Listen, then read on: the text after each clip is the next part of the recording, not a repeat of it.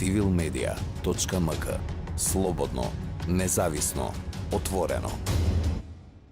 Она што сакам да го кажам на почетокот е дека интеркултурализмот бара одговорност од сите. Тоа практично бара и координација, обединетост и препознавање на сечија улога во создавањето на едно општество за сите и општество кое што ќе биде кохезивно, без да се прифати она индивидуална одговорност, а без да постои активно граѓанство, не сметам дека можеме да постигнеме значителни резултати во однос на спроведувањето на концептите и идеите за интеркултурализам, па така и на самата стратегија. Стратегијата е практично инструмент, меѓутоа ние треба да размислуваме како сите заеднички од сопствена перспектива можеме да придонесеме. Тоа подразбира вклученост на граѓанскиот сектор, вклученост на бизнис заедницата, приватниот сектор, вклученост на високото образование, вклученост на самите граѓани. Значи она колективно дејство кое што ќе ни овозможи да ги подобриме состојбите и пред се да почнеме од отфрлање на предрасудите, стереотипите, дискриминацијата, говорот на омраза, она што секојдневно за жал се уште го забележуваме. Пред да поменам кон она што лично сметам дека представува предизвики, потешкотија во овој процес, јас би сакала да укажам и на одредени подобрувања, како што се фактот дека е забележено подобрување на слободата на изразување во медиумите во изминатиот период, кој што се потврдува и во домашни и меѓународни извештаи, меѓутоа се уште треба да се работи во таа смисла и се уште е потребно во редакциите да се препознае потребата од професионализација и подобрување на практиките во однос на инклузивноста во информирањето. Понатаму, она што е позитивно е што се афирмираат и продолжуваат заложбите за ширење на медиумската писменост. Доста граѓански организации биле активни во овој сегмент. Добро е што постои поддршка кон нив и кон нивната работа, а продолжуваат овие обиди и понатаму со фаќање на основното и средното образование, меѓутоа и вклученоста и на високообразовните институции, особено вклученоста на неформалниот сектор. Значи ми се допаѓа она обединетост која што постои во граѓанскиот сектор кога станува збор за потребата од и афирмација на медиумската писменост, меѓутоа и од афирмација на интеркултурализмот. Во таа смисла, значи имаме една, да речем условно, моќна медиумска, професионална медиумска заедница која што на широко зборува за овие појави и се обидува да направи нешто во таа смисла, пред се поаѓајќи од она што значи согледување на состојбите, анализи, истражувања кои што даваат слика за тоа како треба да се продолжи понатаму. Она што според мене представува предизвик е практично или потешкотија е што се уште се забележува дека не достига онаа димензија на социјална инклузивност во медиумскиот систем, бидејќи пристапот до медиумите на доста групи, да речеме и на лица со попреченост, на жени, на маргинализирани групи, на етнички заедници и така натаму, се уште некако се покажува дека е ограничен и се забележуваат проблеми во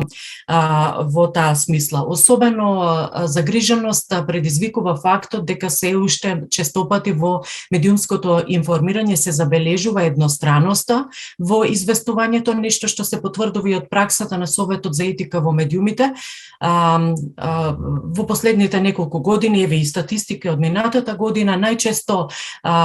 пријавуван проблем е едностраното информирање во медиумите. Значи, Комисијата за жалби најмногу одлуки има донесено во однос на нарушувањето на членот 1 од Кодексот на новинарите, кој што е поврзан со точноста на информирањето, поврзан е со користењето на повеќе извори на информации и така натаму. Во таа смисла, редакциите на вистина треба да поработат и да се посветат повеќе кон изнаоѓањето на соодветните извори на информации, ширење на спектарот на извори на информации, со тоа и да се подобри информирањето како за многу други теми, така и во однос на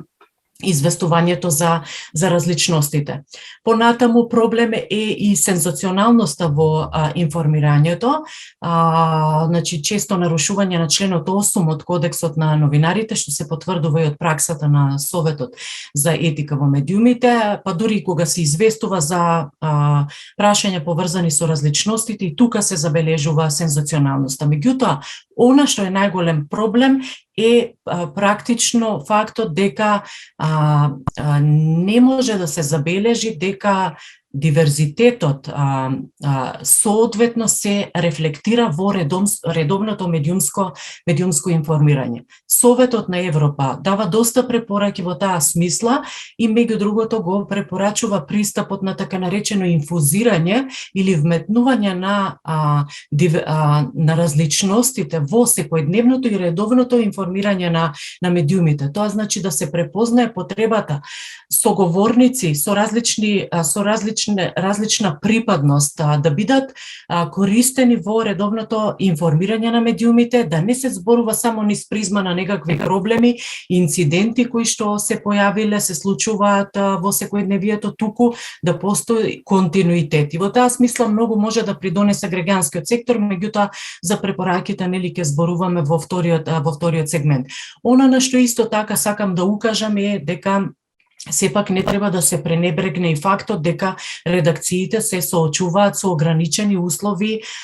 пред се технички можности во своето работење, постои недостиг на кадар исто така, и од тука не може да се очекува дека на еден длабински начин ќе се разработуваат различни теми, па така и темите поврзани со различностите и диверзитетот во општеството. Потребни се инвестиции во таа смисла во сите редакции, особено во јавниот радиодифузен сервис, кој што е значаен столб во афирмација на инклузивноста и на интеркултурализмот. Значи, пред се сакам да се осврнам на тоа дека медиумите може многу да придонесат, меѓутоа треба да имаме да сме свесни за фактот дека условите во кои што тие функционираат знаат да бидат прилично незавидни и од тука потребна е поддршка на нивната работа. Исто така, ако ги забележиме дека медиумите се вклучуваат и во иницијативи за медиумска писменост, тогаш навистина тоа ќе биде добро во смисла на афирмација на интеркултурализмот. Секако потребни се реформи, сме зборувале за тие работи во јавниот радиодифузен сервис, Агенцијата за аудиовизуелни медиумски услуги, што секако ќе придонесат кон подобрување и на состојбите во оваа сфера. Бидејќи зборуваме за концептот на интеркултурализам пошироко, а не само за стратегијата како документ, она што јас би сакала да го адресирам на почетокот е да се размисли околу начините на кои што ќе се надмине она ригидно гледање на концептот на интеркултурализам, па да не речам и стереотипно перципирање на овој концепт меѓу граѓаните и во пошироката јавност, бидејќи свесни сме дека има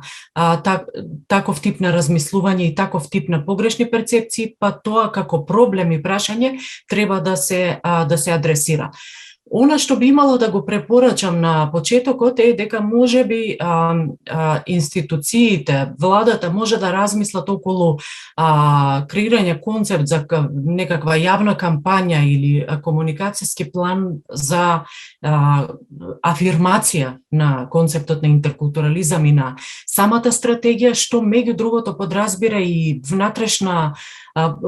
поврзување, ефективно внатрешно адресирање на ова прашање, да се види кој се е надлежен и може да комуницира јавно или треба да комуницира јавно во однос на концептот на интеркултурализам и поддршката на самата стратегија и незиното спроведување како на централно, така и на локално ниво. Бидејќи се спомена и општинските комисии, мислам дека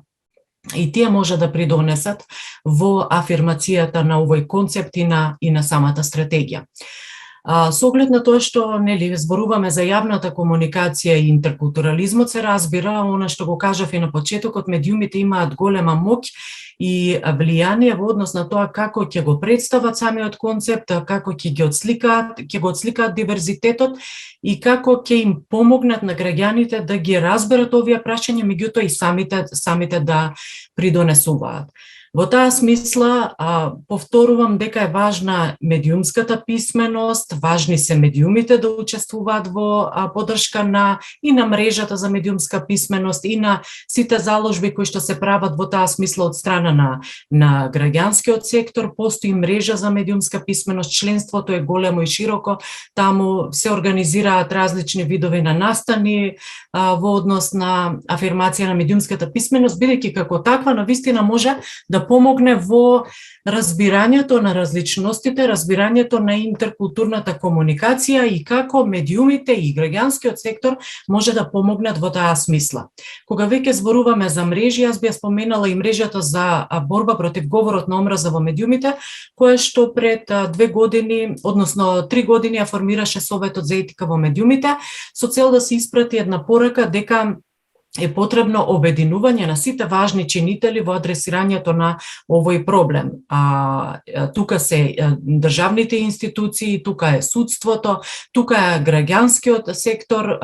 организациите кои што ги представуваат медиумите, па токму во таа смисла можеби треба да се размислува и во насока на тоа како двете мрежи, онаа за медиумска писменост и онаа за борба против говор на омраза во медиумите, може во рамки на своите активности и идни иницијативи да го промовираат или да го поддржат поефективно концептот на интеркултурализмот, се разбира во соработка со сите важни чинители.